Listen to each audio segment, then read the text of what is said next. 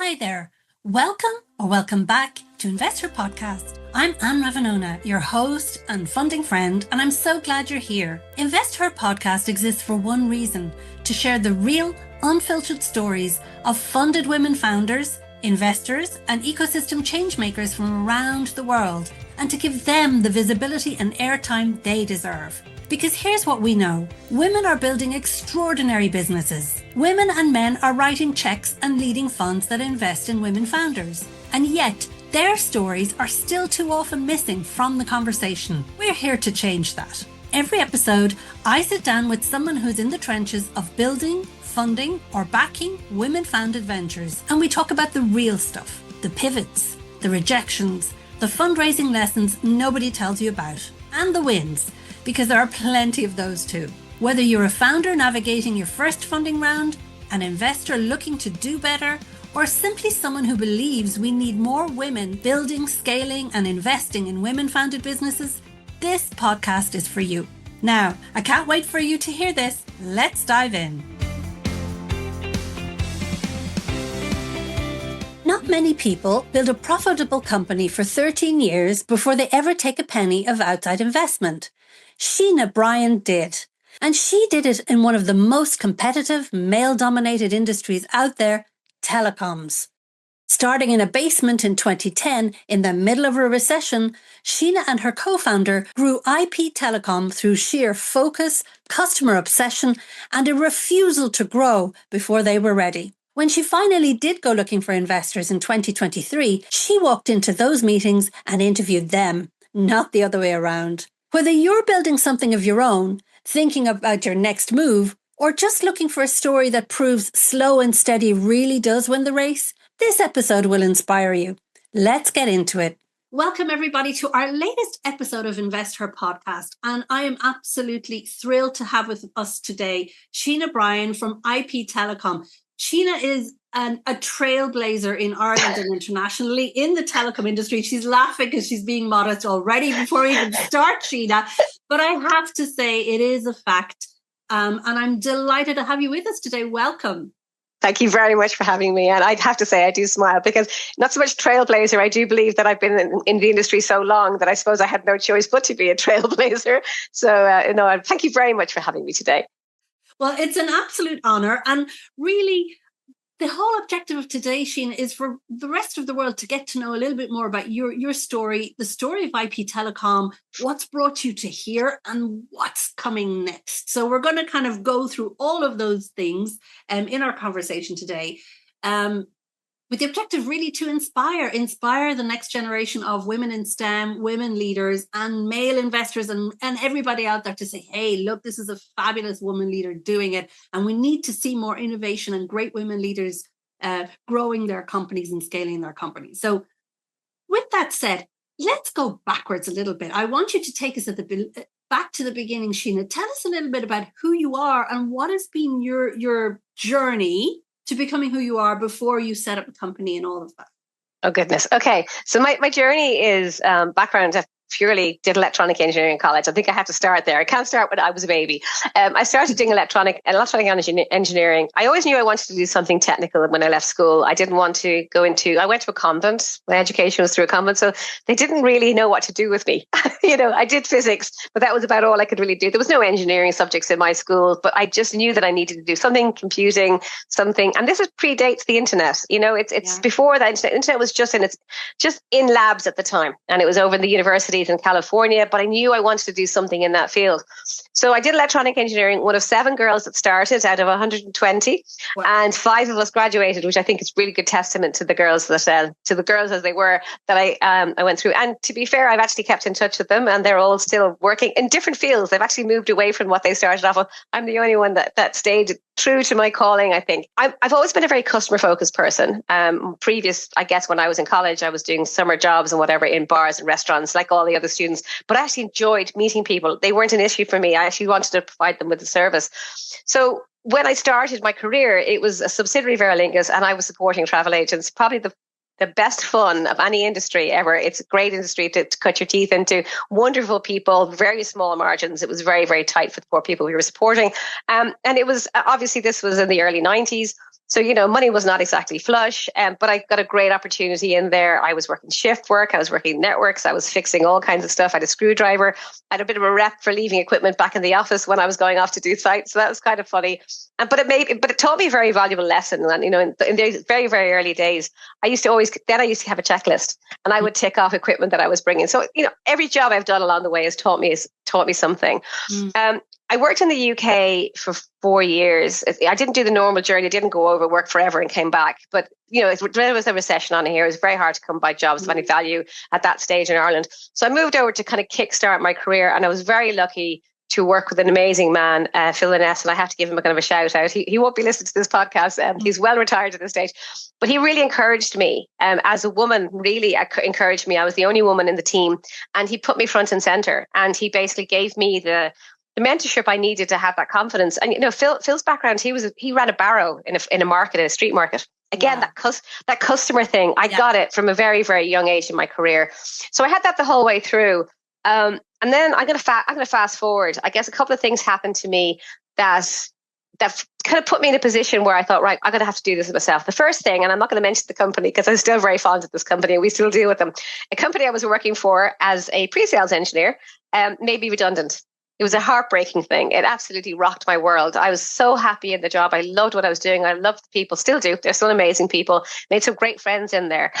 And I was very, very lucky to have, I think, 8 weeks of terror where I thought I'm never going to get a job again. And I came across a gentleman called Mr. Rory Arda, and he's very well known in our industry in Ireland, set up Formus Telecom, and then went on to found Leap Broadband. And together with his brother Charlie and another business partner, they got me into do everything. So I was their engineer. So I was building high sites. I was building wireless sites. I was supporting customers, supporting our partners, installing customer equipment. Oh my God, it was insane. And I was doing this halfway through my career. This was not an early job. You know, this is and I was also configuring routers. So I was like very, very hands-on techie, and I loved it. I hadn't been doing it for quite a while at that stage, and I really loved it. But, you know, I took a job because I was worried I wasn't going to get a job. That's what everybody thinks when they're made redundant. But, you know, not only that, they taught me about running a business because I was like the employee. So I was sitting with all the founders of the business and all the challenges they dealt with and getting them up and operational and then getting them across the line. So it was a very exciting job. And they were very supportive.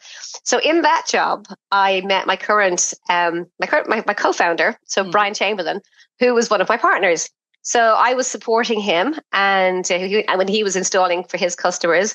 And from that, we were bought by Magnus. So he came along with us to Magnus. And so we just had this relationship built over a mutual admiration for our different skill sets. So Brian's a coder, developer, technologist, amazingly talented person. And there's me, and I can talk for the country, and I love customers. And I think it seemed to be a really good fit. And so one day when he just said to me, look, I had this idea, what do you think? And I said, oh, that sounds really cool, but, you know, could we do it? And he says, sure, what? We might as well give it a punt. And because I'd had the experience of, you know, not having a job, getting a small, you know, whatever, and carrying on, I thought, you know what? Yeah, you're right. Let's just do this and see what we can do.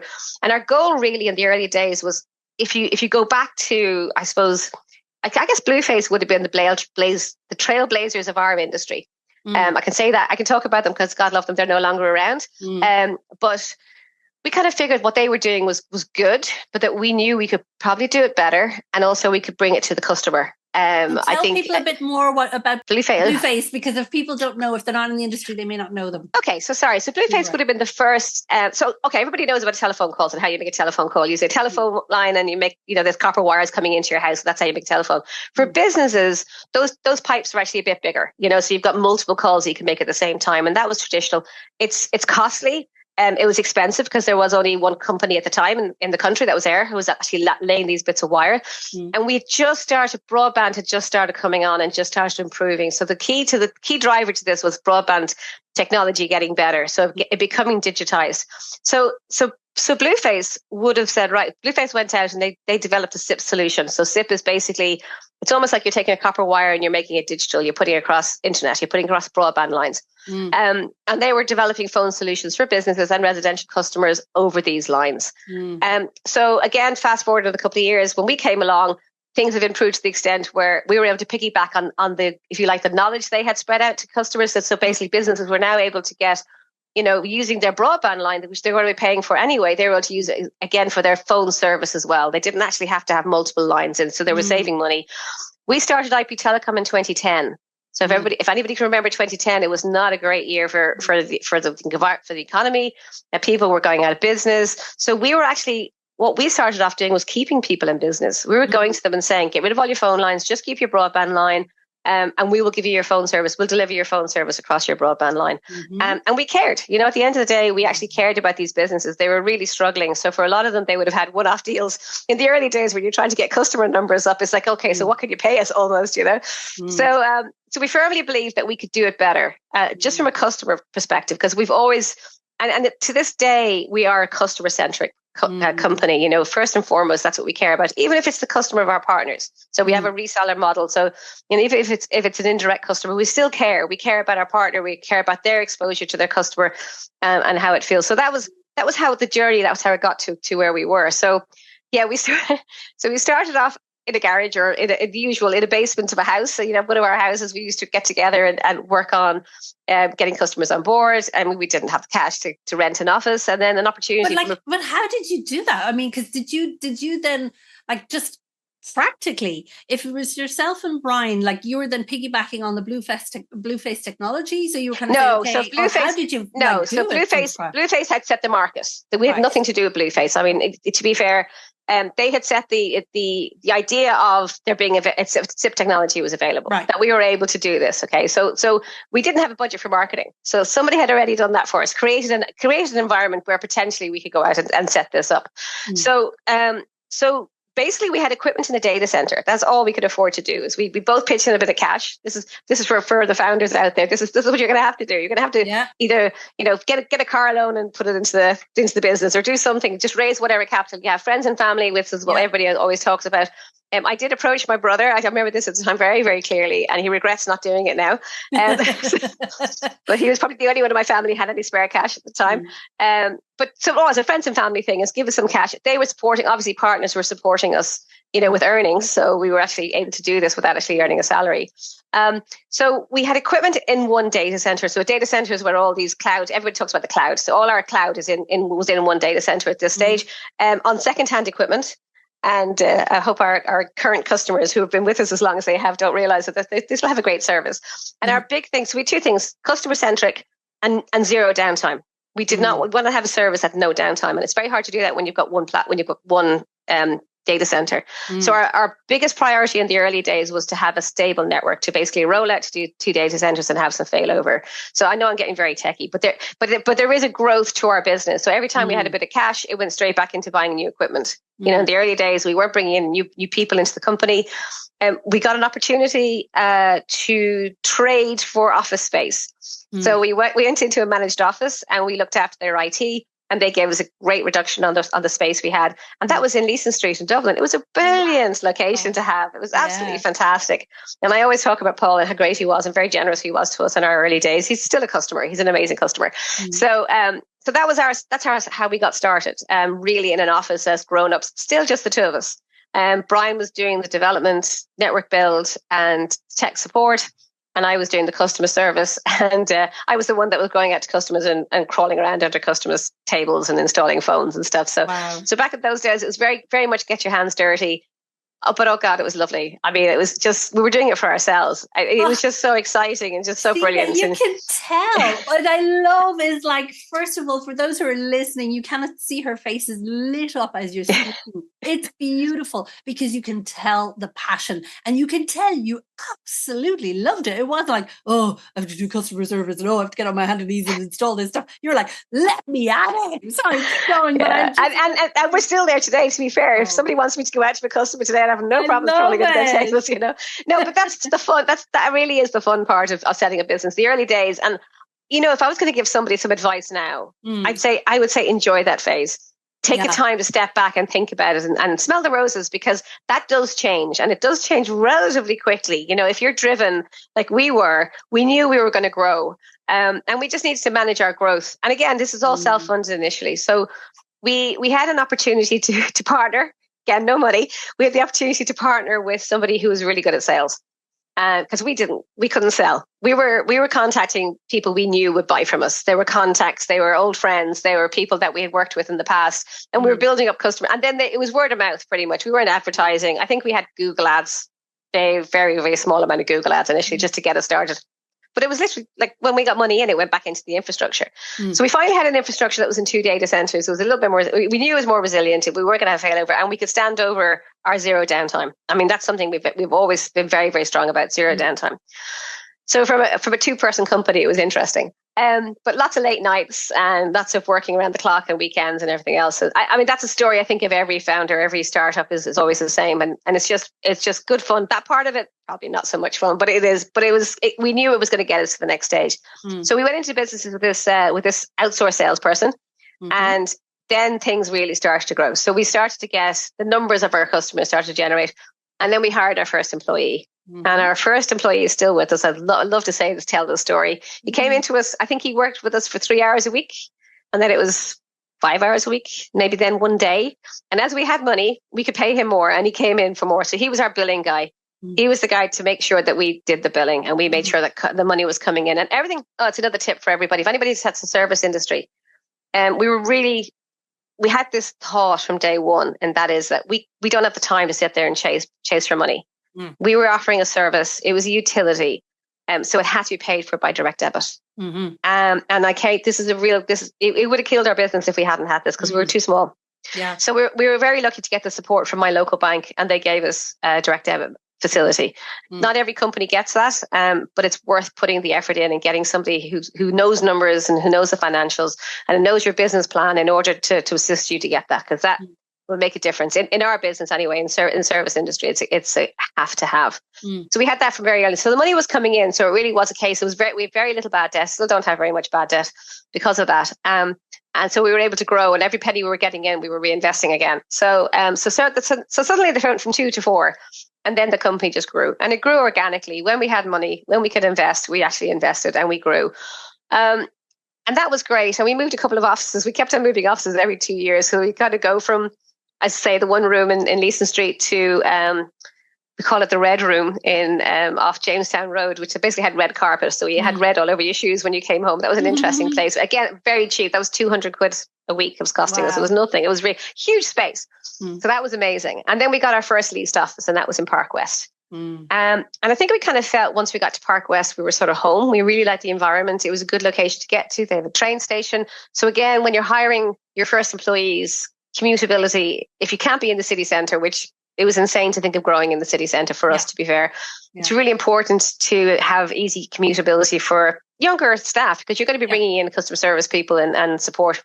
Yeah. So we have a train station in Park West. It's an amazing facility. And also there's some really good bus services. So that was very important to us. So we were very, very content in that office, and we started to grow very rapidly. So we knew we were going to run out of space very quickly. And we had a little bit of extra cash in the bank, and it was just before they changed the capital gains tax around buying business properties. So we said, right, we've got to get in and get our offices. So we did. We bought a premises in Park West, in the plaza in Park West. Can't get much more central in Park West. And that has been our home ever since. And we have grown to the stage. So we moved in there in 2018. And we have just leased another office across the hall, because we've actually grown out of that office. Wow. So it's been quite rapid since 2016 we moved to Park West. And so we've been there since then. So that's 9 years. And we're probably 5 times the size we were when we first moved in. How many people are you now? We have 40. Wow. That's amazing. That is amazing. I'd say a lot of it happened in Park West. I think Park West, when we moved into the first office, that's where we really became a company. So we had 4 directors at that stage. We had our finance director, sales director, Brian's the technical director, and I was doing operations at the time still. But I was starting to grow into this. I was looking after HR. I was looking at the hiring. So I was starting to grow into the CEO type role as well at that stage. But we were not so presumptuous to have a CEO in our company. You know, we were just directors. So yes, we moved into our new offices, and then I guess 3 years ago we realized that. So it's basically the same product we've been doing all along. Various different flavors of it, adding new features and functionality, but basically the same product. Brian and I's background is broadband. So we weren't doing broadband. We hadn't been selling broadband. And we realized that obviously what goes very well with a very good phone service is very good delivery mechanism to make sure that you actually get the best quality phone service. So we signed agreements with the various, I say, if you like, carriers in the country, not necessarily carriers as such, the wire producers, if you like, the people who are putting the wires to the ground, the fibers into the poles and whatever. And we're now able to resell broadband for any carrier in the country. So basically that's, we're up there with the big boys really. And we're selling broadband, and this is our big year for growing in the managed connectivity space. So we bought Centricom last year. I'm skipping forward, but just to get us up to date with where we are with the company, we've bought a company called Centricom, who are a partner company of ours, but they also do managed connectivity. So it dovetails into what we're doing with the broadband. So very breathlessly, that takes us over the last 15 years of IPTelecom. Really, that's sort of where we are today. 40 people, a board of 6 people, 3 women. And I'm really happy to say that about roughly 50%, it does vary because obviously people stay and go, but it does vary, but roughly 50% of our workforce is also, are also women. And amazing, strong, fantastic. Did you go out, Shena, to say, there weren't enough women in when I was studying, or there are not enough women in this industry, how can we find the women, or did it just happen? Did you just attract it? I think there's 2 things there. I think we do attract it. I think having a female CEO does make a difference, especially when you're hiring senior positions. I think women in general are a bit reticent about saying how great they are. So it's nice to have a woman who gets that. 100%. And I felt that myself in my career, although I've have some amazing male mentors. Trust me, they've been fantastic. But I do think women like supportive women. And I'd like to think that I am that woman in my company. If it comes down to people who are coming in, it depends on the fit. So we have development. We have amazing women in our development team, and developers is traditionally a male role. But these women have brought such an amazing mix to our dev. So it's just a normal. They're like a family. Our development team are like a family. They all look after each other, and I think that's a really good thing. So was it by design? I think I'd like to say yes, slightly. But not I didn't go out and say, right, this is not a women's lib thing. I'm not going to I'm not going to do that because that's not it. It's really the best person for the job. Yeah. If that best person happens to be a woman, and it's not just skills we're looking for, when you hire development, obviously they have to put the prerequisites, but it does come down to, will they work with everybody else? Will they fit in within the team? Yeah. And I might be biased. I am very biased, obviously, because of my gender, but I do think that women are used to having to try to fit in and try to make themselves. So I think they're very adaptable. Yeah. And I do think that that's part of why we have so many women in our company. And they are across the board. So we've from development. The only team that doesn't have a woman, and I must have a word with our NOC manager, is actually our network team. But that's because it's a very small team, necessarily because it doesn't need to be that big, because we don't have a huge amount of equipment. But everywhere else in the business, we have a cross of women and men, and it's amazing. And the dynamic is fantastic, and the slagging is fantastic, and it's just a really, really good bunch of people. So it's really, really good. So now, yes, since been involved, I have to say our journey, and I'll talk a bit about our investment journey in a second. But since being involved in our investment journey, we're learning more as a corporate company. So obviously we were always a telco, we're services. This is what we did. We're all techies. Whereas now we're becoming much more all-rounded and a lot more fuller as a team. And the importance, we're learning a lot more about the importance of having a mixes. And it's not just, for me, it's not just gender. We also have a multinational company. In 40 people, we're representative in, I think I was doing the numbers, the 15 different countries. Wow. So it's amazing. So some very obscure. We've got a gentleman from Venezuela. So some people countries you wouldn't even think of having. But, multinational and, gender it's just really important, to have a melting pot of everybody. And you have just named the secret sauce to the best level of innovation that exists. This is research backed. It just has been proven that the best type of diversity is gender diversity, then the national, the cultural, all that other stuff. But when you have a gender diverse team, you do get better results and more innovation, just because our brains are wired differently. We know this from experience in life, but it's technically true. We are wired differently. So we spot different problems, we solve them differently. And that's what brings about even more innovation. So especially in the telco industry, which is innovation based, and you always still need to be innovating. That is, I would like to put forward, it's also part of your USP, actually. Yes. having that innate diversity in all of its glory of what diversity looks like, that is part of your USP. Along with customer centric, along with zero downtime, it is also the diversity piece, that maybe as you tell the story, as you tell your experience, it wasn't explicit, but has become so.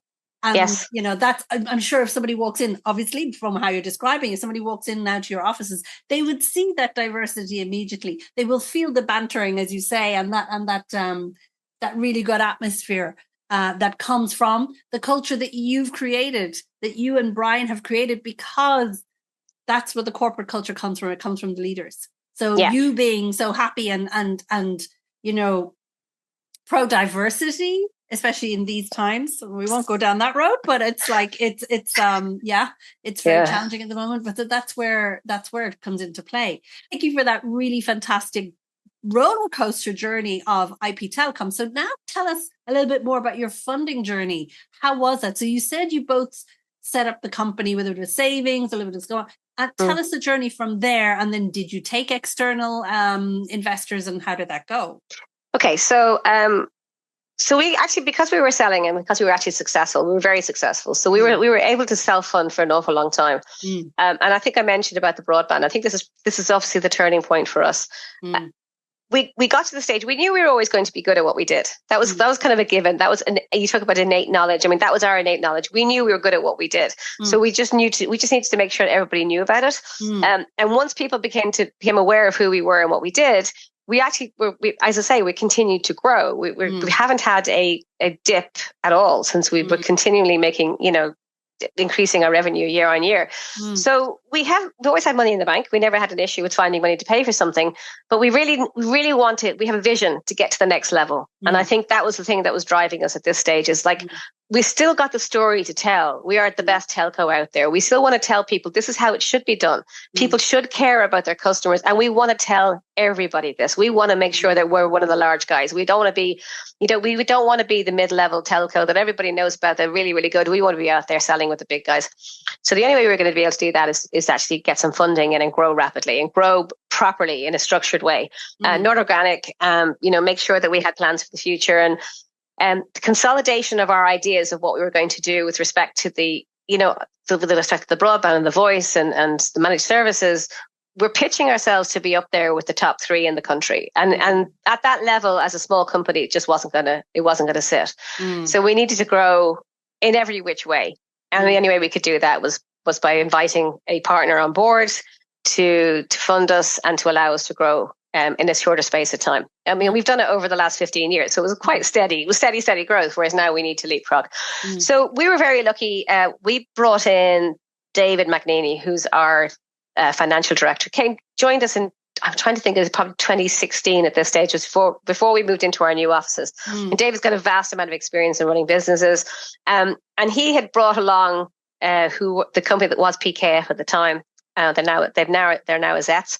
And they were suitable for us as an SME, a small company. They came in, they did our auditing for us, they looked after us. And as they grew, we were growing. And they also have all these, they have a really depth of knowledge of investment, of getting investors and what you need to structure, how you need to structure yourself in order to secure investment. So they supported us by presenting, they got together an information memorandum that we could send out. That was professional, because it certainly wasn't, it was left to us. I don't know what we would have had. And that's very useful. And again, another tip I think I could give to anybody in the same space is try and get outside people to come in and have a look at your business, because once you find somebody to work with, they're going to be coming inside and looking in and out of your business. I mean, they're going to tear everything you've said about the business apart. So in a nice way, in order to know, So the key thing for us was to trust somebody somebody we could trust to come in and give a first eye over the business, put a bit of gloss on it. To be fair, obviously we're selling ourselves. This is, we're used to selling ourselves to our customers, but now we're looking for funding. So we have to sell ourselves and say, like, why would you want to give us your cash to invest in our business? And what are we going to do with your cash? So that was a very new journey for us. But when did you start that then, Shena? So into your journey from 2010, when did you say, okay, now now we want to leapfrog. Now it's ready. We are ready. We want to go bigger, and therefore we need to take that outside investment to grow. Okay, so that was only we got investment in 2023. So we would have started in 2022. So very late on. As I say, we've been self-funding. That's great. That's amazing. We could grow. We definitely could grow with what we had. And it was just a case of, just now's the right time. And I think it was, we had a very stable network. We had some really good customer, our sales team were in place. Everything, the company was sort of ticking along, and the managers, we were having the management team. Most of the management team were in place. So we were sort of happy that we could take some time out to do this, to actually focus on it. Because it's not something you want to do and be running the company at the same time. It's a very, very hard job to do. If you can avoid it, but you're in the lucky, because you are a scale up, you're not a startup. So we are a scale up. You are a scale up. So you have what I'm hearing, the strong word you're talking about is the structure and the operations in place. That's the absolutely thing. You have that. Yeah, you really do. And to make sure that we had somebody. So I think on my side, we just brought in our head of operations, and that was a key driver for me to be able to separate myself out and to be able to do this. And Brian also brought in some senior people in his team. So we were ready. We were prepared. We were ready to go. Bringing in outside help to look at your business. And your auditors are always a good place to start with, because they know your business already. So you bring them in. They prepared this documentation for us, and then we just went out and interviewed people. And it is a beauty contest. You're talking to people, and they want to. The people who come and talk to you generally want to give you money. So that's always very, very good. It can be very, very flattering until you're in the weeds of it. But it's it's quite nice. And really, you need to find people who are like-minded, who can work with you and want to work with you on your plan and where you want to go. And there were a couple of people who didn't, and they were let go very quickly. And we ended up with, I think, 2 or 3 parties that we were seriously talking to. And really, it could have been any of them, really. But we liked who we ended up choosing. Well, for personal perspective, I think I wanted to get an Irish company. I wanted it to be an Irish entity because I wanted them to understand what we were all about in the Irish market. Now purely, we've done some other work overseas as well. We started a company in South Africa a couple of years ago. That's another story. That's a completely other story. It's a really interesting story, and it could be part of our future as well. We did a proof of concept to set this company up, and it's since been divested, and the partner we had in South Africa has taken over, and they're actually a customer of ours now. We're providing wholesale services to them. So it's a really good, an EI partnered with us on that. So it's actually really interesting. That's very exciting. So we had a good story to tell. And then our investors came on. So it took us about a year by the time we went through, maybe even a year and a half, by the time the marketing bit had been done and people knew about us and the pitches had come in, and then sit down and talk to them. It took us a year to actually sit down and sign contracts with the party we were going to be dealing with. Maybe a year and a half, yeah. And what kind of party are they? Like, what kind of? Oh, they're a financial house. So basically, our investors are development capital. There's private equity. They grew out of BDO, and I think it's a very well-known company in Ireland. So I was very, very happy that we were dealing with an Irish entity. For me, that was really positive because they were supporting another Irish company. So that was, for me, that was really important. Yeah. And they got us. They understood that we had the enthusiasm and the dreams, and they were there to support us. So I'm not saying the other companies wouldn't have done that, but I think that it's hard. It's looking back. It's very hard because at the end of the day, we are dealing with the company we're dealing with. So I have no clue. We just don't know. But I know the times that we made the decision, all our boxes were ticked. Everything we wanted to do, we needed out of an equity partner. This was that partner. And like any state, like any EI funding before, you mentioned for the proof of concept. I like the smile. But just tell us, did you get it? Or yes, we did. EU grants? Because for sure, you could be a great candidate for the EU to say, okay, let's keep telco, sovereign EU companies in here in the IP in the EU. And I love this big smile. Shena, tell us more. No, the EU grants, no, we didn't. But Enterprise Ireland have been very supportive. This idea of South Africa was amazing. So, I have to go back in to explain where we ended with funding. So South Africa is obviously pretty much in the same timeline as us. That they're lots and lots of miles away, but they are pretty much in the same time zone as us. It's a 1 hour out. And we actually had a partner down there, and it just seemed one of these serendipitous situations where we found somebody we could work with who's of Irish descent, of course, and his dad is Irish, and was really excited. And we'd been talking to him. To be fair, Brian had known him for an awful long time and was very keen on doing what we're doing in South Africa. So we contacted Enterprise Ireland and we asked for a market discovery grant. So they were very generous to loan us that, or to give us that, sorry. And we went down and did some market discovery. And we've had this thing, and Brian will kill me if he hears this. So I've always had this thing. I've called it telco in a box. So our solution is in a data center, and in theory, you can ship the software down across the digital wires. You can put some hardware in place. You can download it, and it'll work. And you don't actually have to be on site to do so. Right. So that was the concept that we had, and the South African company was the proof of that concept. Mm-hmm. So we launched the company, unfortunately, in 2021, which is really bad timing from a market perspective because obviously COVID hit. Yeah. But we'd had it was partner only. So we had some partners already signed up for us. Obviously, COVID doesn't affect systems in data centers. Yeah. So that was quite lucky. So they could continue to sell. They didn't have the same experience as we had in Ireland. In Ireland, it exploded for us. COVID, like we basically went off the charts during COVID because we had just launched our Teams integration.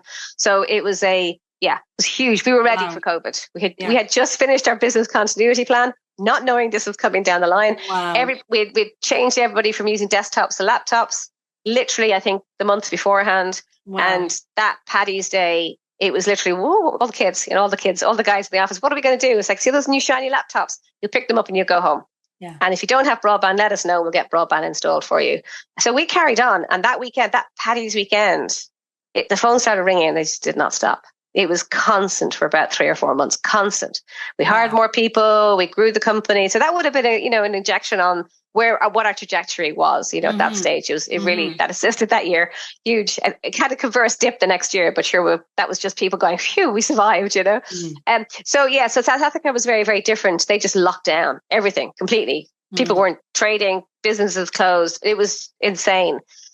But we had invested in the company. Like they were still, so we didn't get any money to invest in the company. We did all that ourselves. So it was self-funding. Because again, we had money in the bank and might as well invest in ourselves rather than going out and getting a partner in. At this stage, we felt it was too soon, and it was too soon to go outside. So we set up the company. It turned profitable just before we divested it. So the success story, if it hadn't been for COVID, I think it would have been a 4 or 5 year turnaround. I think we would have reached profitability a lot sooner. But it's a successful company, and it will continue to be successful. And I watch this space because I think they call themselves IPT or IPTel at this stage. So IPTel, I say they're going to be a very successful company because their CEO has the passion that we have. I mean, he's really excited about the product that he's selling. So that's sort of where we ended up. That was that journey and how we proved this concept. And it's still. We now know it works. We now know we can drop a box into other countries. So one of the things we're looking at is potentially some of the emerging markets. We've got a new product coming out that I cannot talk about next year, which is a really exciting project. It'll be a game changer in the industry, and sort of we're looking for markets that we might launch that in. If we don't launch it initially here in Ireland, where do we launch that? So that's what we're looking at the moment. So it's very much a journey. I just can't believe how quick it's been in the last few years of where we are. But it was, we were very lucky with our partners. I have to say that's a critical thing for us. Our auditing partners, our partners who had known us for many years, were really, really useful, very, very helpful, great advisors for us. And we talked to other people who've been on the journey as well. I would have listened to podcasts like this, and I would have gone to meetings and various conferences to see how other people had done their journeys. And I think they're pretty similar. It's like you go and talk to as many people as you can. And I think that was probably the one thing I didn't do. And maybe this is a woman thing. And I'm going to say this because I think this is a learning for me to other women is don't be shy about going to these conferences because they're majority male. Yeah. You don't have to be a exuberant, hyperactive, crazy woman to go to these. You can sit in the back and just listen and learn. Yeah. But it's important that you learn. It's really important that you learn, because there's stuff that I didn't know on day one that I do know now, and I wish I'd known on day one. So and I guess that's the bit of advice I would give. Don't feel you don't belong because you do. Oh, I love it. That's so powerful coming from you, Sheena, because, you know, of the dearth of women in STEM. I mean, we just don't have enough, and it hasn't gone up in God knows how many 30 years. It's still, it's going down instead of up. It's ridiculous, even though that is the future. I mean, you are the future. You're part of building the future. I love what you're saying. Don't feel you don't belong, because you do. That's amazing. We need to hear that. And I think there's some key words I want to pull out from your story and your funding journey, your growth journey to date. You, like, what comes out very clear is you had your hyper focus. You guys knew what you wanted to do, and you were very, very focused in the how, like, as in, we are going to be customer centric. We are going to be zero downtime. Those are our USPs, right? And you said nothing is going to detract from that. And you just focused on growth. I really liked the way you said that when you did go looking for, like, you built the relationships, and that's it. Like, what you're describing is how you were discerning with the partnerships, and you were going very much as, do these people think along the same ways? Are they going to follow our vision and dream and not make us want to go away from it? And that's very important. That comes out very clearly from what you're saying. I really like what you said earlier about how you interviewed these potential investors. Like, that was like, that word just stuck in my head, because, and I really invite other women and just other startup founders. This is so important. It's something that I do say, but it's really important coming from you because you've experienced it. The fact that you're it's not going into those conversations where you're feeling less than the investor. No. They have the power. No, you're interviewing them as much as they're interviewing you. And I like the word interviewing instead of I think it's just a very powerful way that you said it. And it stuck out in my head. And the other thing that comes out from what you've said is that you were very prepared. It does sound like you took your time, but you were very prepared for growth. It's been considered growth. It's not like, okay, not like somebody's shining you the cash and say, hey, let's go. You're like, no, we're going when we're ready and when we know what we want to do. So I think those are very important learnings. What comes through your style, Sheena, is that you're very focused, clear. You know what you want. You don't take any bullshit, but you do it with a smile on your face and hard work. And you're like, I love that. I just, that shines out of you. And that's so inspiring. It's really great for others to hear. Thank you. Thank you very much. I think you've nailed my smile. People laugh at me because I smile all the time. It's wonderful, but it's so refreshing. It's so refreshing. So, and you can look at the beauty of hindsight. Now, you've mentioned that, things that you learned, go anyway, even if you're the only woman, and even if you're listening, learn. What would be some of the key challenges that you did experience on that journey to now, and how did you overcome them? Because those also are tips that can be helpful to our listeners. Never let an opportunity out of the room is a big one for me, because I speak about more. Well, I speak about, when I talk about our office space and where we were and how we got into our various offices. I think people discount friends and family in scenarios like that, because I know a lot of small businesses that continue to work in their founders' front room. And I think the key thing, and maybe that's changed a little bit since COVID, so I don't know, because obviously we're a lot more familiar with working at home now. We have our workspace and everything else. But we used our network, and we call it a network now, but back in those days, they were friends and family. These were people, a lot of them would have been business associates, but in Ireland, there's a very thin line between business associates and people who go for drinks. Small. Everybody kind of knows everybody. It's crazy. Exactly. Anyway, exactly. So, keep in touch with your friends and family, find out the opportunities that are out there, see what you can get for free. Yeah. That's always a key thing. Yeah. That's scrappy. You're scrappy. You were very scrappy. And I like that. Yeah. And that's why you've been profitable. And that's why, because you're like, okay, where can I find a deal on this? Or how can I wangle this? Yeah, absolutely. I mean, if you saw the equipment, I have to laugh. As I say, we just moved into the office. We've just moved into a new office. And I don't know whether it's because he doesn't want to let it go, but we have a trolley with servers stacked high, about 7 or 8 servers.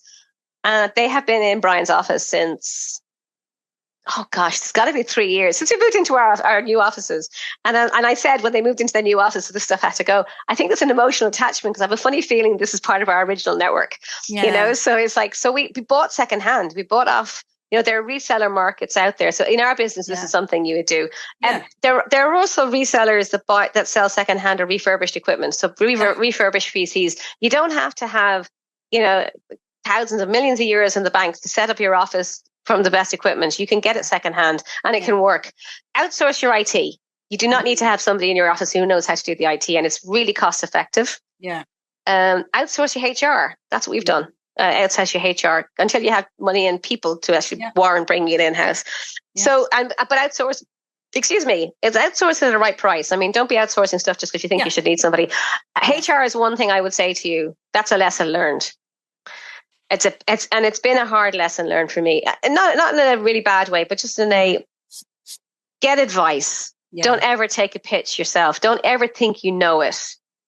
There are people out there you can pick up the phone and ask. If you've got a good family lawyer, go talk to them even, because they will give you the legalese on it. If worst case scenario, you don't always want to do it on the legalese, but just get the right advice at the right time. And if that means you're going to pay for a couple of hours consultancy with somebody, don't take risks with HR because that will cost you.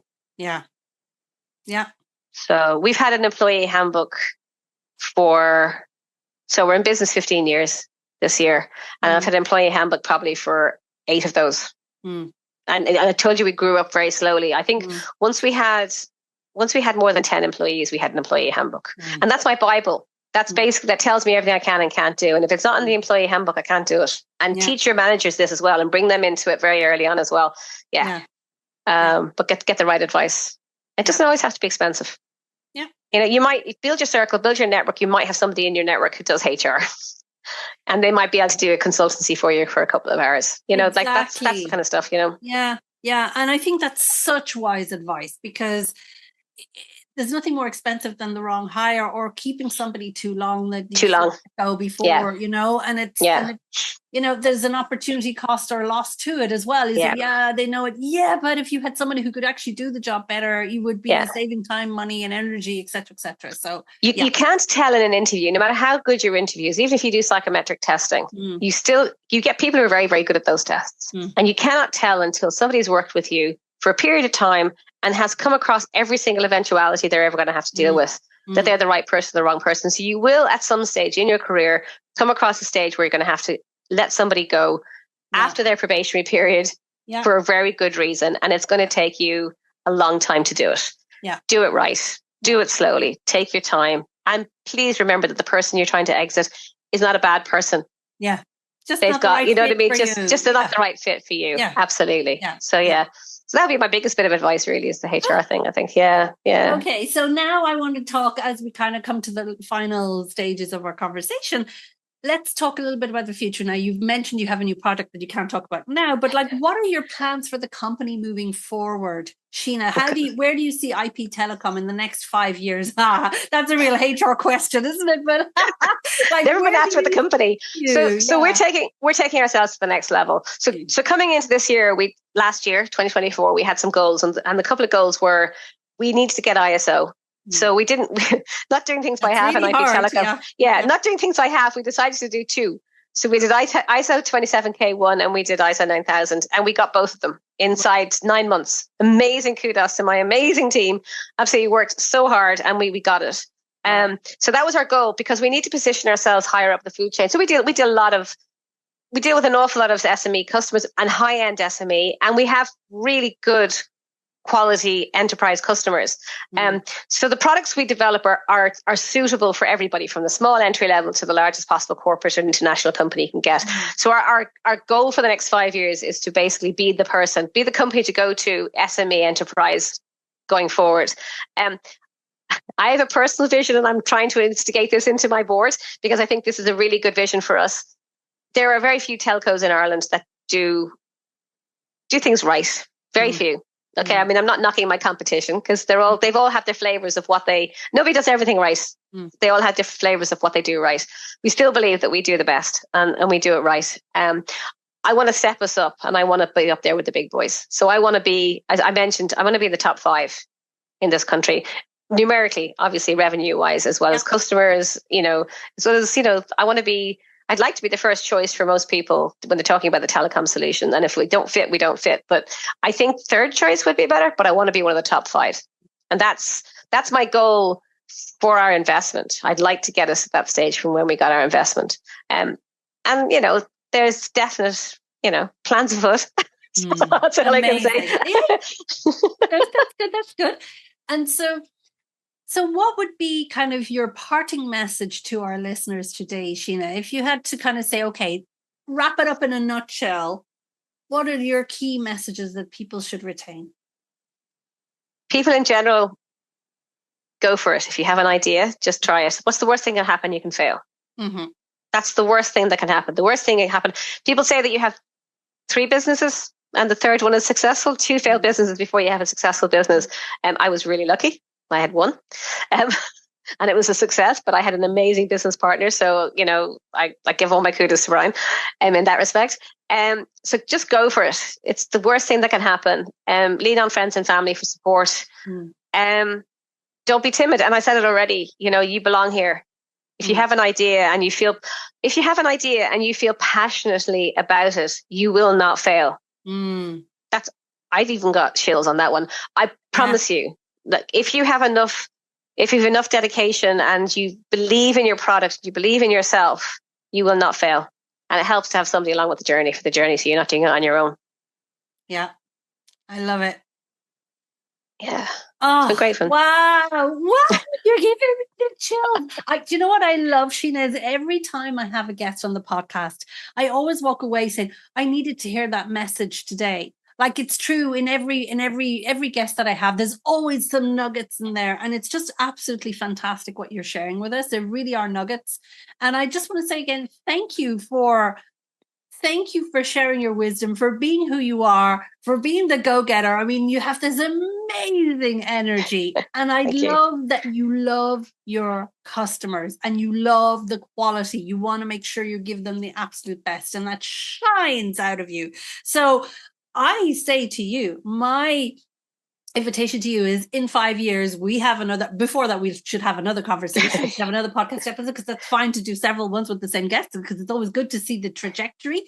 But I predict great things for you in the next 5 years. And I think in 5 years, we'll be looking back and say, do you remember? And now look at us now. And I can tell you. So it's an open invitation to you, Shena. You have an invitation. Let's come back in 5 years. That's great. Thank you. Thank you so much for sharing your wisdom today and for being with us. Thank you for being who you are. What's the best way for anybody to contact you, whether they are potential customers, potential partners, potential future investors who may want to be interested to start building conversations with you for the future, for your future growth? What's the best way to get you? So I think probably the best way is to contact me directly on my email address. So it's Shena at IPTelecom.ie, and Shena with 1 E. Okay. With 1 E. Yeah. Okay, I have it with the 2. You're right. Yeah. Yeah, I got it. My parents, there was a bit of an argument on the way to the registry office. I said to register my birth, I think, and my dad might have got it wrong. But anyway, that unique. Makes you unique, Shena. That's what's beautiful about it. And you are unique. If I could bottle your smile, I would. I think that would be the best part of it is a huge part of your USP and IP as well, Shena. So thank you so much. Thank you for being with us today. Thank you for being you.